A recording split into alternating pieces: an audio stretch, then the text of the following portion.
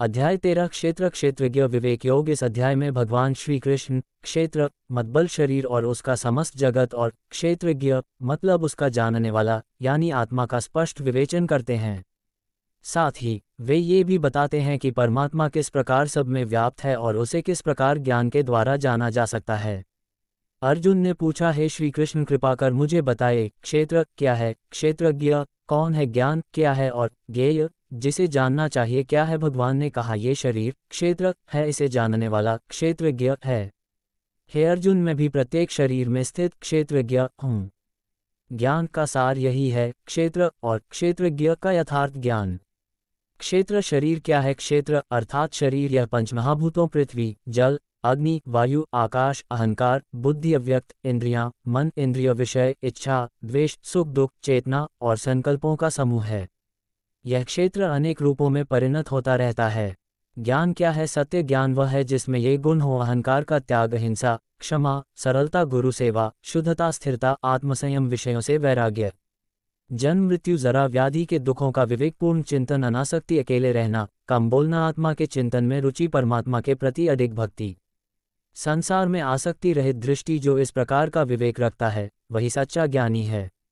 ज्ञेय जिसे जानना चाहिए क्या है, अब वह जानो जिसे जानने योग्य है, वह है परमात्मा जो अनादि है, न आदि न अंत है, सर्वत्र व्याप्त है, इंद्रियों से परे है परंतु सब में स्थित है, अकर्ता होते हुए भी सब कुछ करवाता है, बिना गुणों के होते हुए भी सब गुणों का आधार है, भीतर बाहर दोनों में विद्यमान है, सभी प्राणियों में सम है, न किसी से द्वेष करता है, न किसी का प्रिय है, जो सबका समर्थन करता है, सबका धारक है, जो इस परम सत्य को जान लेता है वह मुक्त हो जाता है। क्षेत्र और क्षेत्रज्ञ का संबंध प्रकृति कारण है शरीर और कार्य विकारों की, पुरुष आत्मा कारण है भोग का, सुख दुख का अनुभव करने का। आत्मा जब प्रकृति से जुड़ता है तभी जन्म मरण का चक्र चलता है। सच्चा दृष्टा कौन, जो जानता है कि सभी कार्य प्रकृति द्वारा होते हैं, आत्मा न करता है न भोगता है, वह सच्चा ज्ञानी है। जो आत्मा को स्वतंत्र, साक्षी, परम, अकर्ता, निर्विकार जानता है वही मुक्त होता है। परमात्मा की अनुभूति, परमात्मा सभी प्राणियों के हृदय में स्थित है, समस्त ज्ञान का प्रकाशदाता है, समस्त जगत का धारण करता है। जो उसे ज्ञान नेत्र से देखता है वह सच्चा ज्ञानी है, जो क्षेत्र और क्षेत्रज्ञ के अंतर को समझता है और प्रकृति के गुणों के साथ आत्मा के स्वरूप को जानता है, वह मोक्ष को प्राप्त होता है, चाहे वह कोई भी स्थिति में क्यों न हो। अध्याय 13 समाप्त हुआ। अगला अध्याय 14 गुणत्रय विभाग योग है, जिसमें भगवान 3 गुणों सत्व, रजस और तमस की प्रकृति और उनसे ऊपर उठने का मार्ग बताते हैं। अध्याय 14 गुणत्रय विभाग योग। इस अध्याय में भगवान श्री कृष्ण 3 प्रकृति गुणों सत्व, रजस और तमस गुणों का विस्तार से वर्णन करते हैं। साथ ही यह भी बताते हैं कि कैसे मनुष्य इन गुणों से ऊपर उठकर मोक्ष को प्राप्त कर सकता है।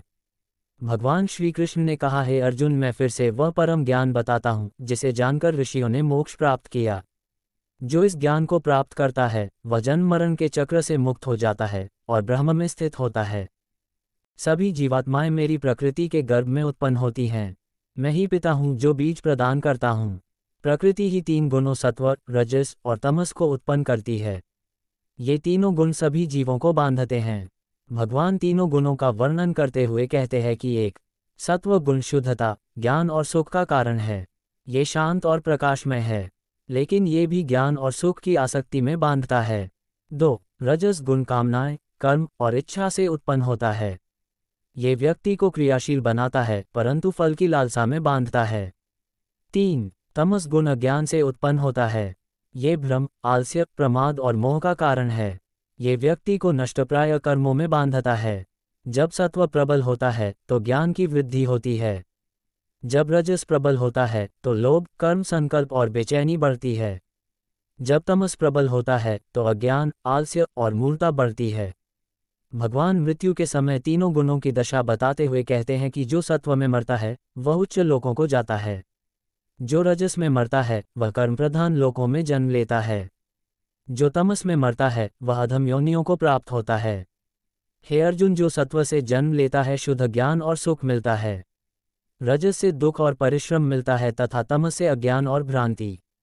गुणातीत व्यक्ति जो गुणों से ऊपर उठ चुका है तथा जो इन तीनों गुणों के उदय और क्षय को तटस्थ होकर देखता है, जो कहता है गुण ही गुणों में कार्य कर रहे हैं, जो सुख दुख में सम है, आत्मस्वरूप में स्थित है, जो न किसी गुण में फंसता है न उससे घृणा करता है वह गुणातीत कहलाता है। भगवान कहते हैं जो मेरी भक्ति करता है वह गुणों से ऊपर उठ जाता है, क्योंकि वह मेरे दिव्य स्वभाव को जानता है। वह ब्रह्म में स्थित हो जाता है, अविनाशी, नित्य, शुद्ध और परम आनंद स्वरूप।